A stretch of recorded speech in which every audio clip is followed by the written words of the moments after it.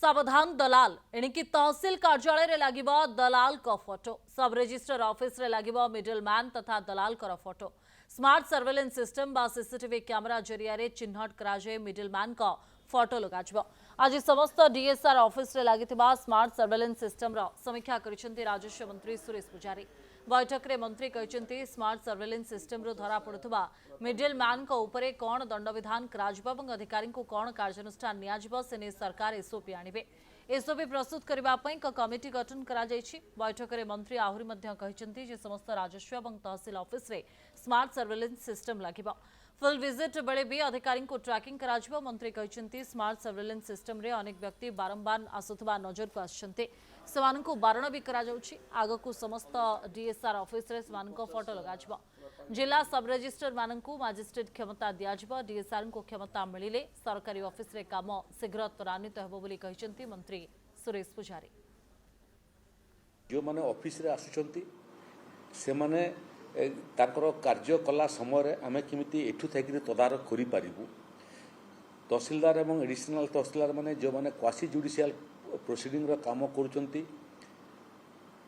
यथा mutation case करूचंती तार hearing मध्ये आमे एठु थैकि देखि पारिबे ठीक ठाक चली ना नहीं। जो माने फील्ड को जाउचंती आरआई अमीन थारु आरंभ करि एडिशनल तहसीलदार पर्यंत फील्ड को गला समय मध्ये तांको किमिति आमे ट्रैकिंग करि पारिबु। ये समस्त विषय को आउ गोटे सोपान आकु नेबापी आज राजस्व एवं विपर्य परिचालना विभाग बैठक होता जो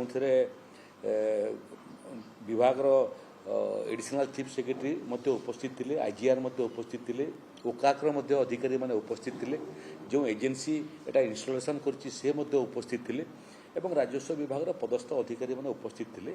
आम गोटे छोटकाटिया कमिटी कर देइछु जो कमिटी या बाबद में व्यापक अध्ययन करिवो एवं लक्ष्य रहिवो संपूर्ण भाव में राजस्व विभाग किमिति दुर्नीति मुक्त हेबो, दुर्नीति रे लिप्त थिबा लोक माने किमिति चिन्हट हेबे एवं दंडित हेबे एवं राज्य सरकार आ लोकंको भितरे सेवा प्रदान पई कोनोसी मध्यस्थीर आवश्यकता पड़िबो नहीं। ए बाबद में जो मैंने बारंबार राजस्व ऑफिस को बिना काम रे आसुचंती तांको मध्य किमिति चिन्हट करिवो ई स्मार्ट सर्वेलेंस माध्यम रे एवं तांको राजस्व विभाग रो परिसर भितरे आसीबा पई किमिति आईन को व्यवहार करी बारण करा जाई परिवो एवं आवश्यक पड़ले अभियोग आसिले सेमानकु दंडित करा जाई परिवो। ये सामग्रिक विषय रे व्यापक आलोचना हिची तार एसओपी प्रस्तुत हबो एवं याकू आगामी दिन रे उपस्थान ठारू आरंभ करी कार्यदक्षता पर्यंत स्मार्ट सर्वेलेंस सिस्टम माध्यम रे आमे तदारक करिवो से बाबद रे आज आलोचना हिची। आकू तार एसओपी बाहरिबो एवं राजस्व विभाग रे समस्त दफ्तर रे स्मार्ट सर्वेलेंस सिस्टम इंट्रोड्यूस करा जिवो।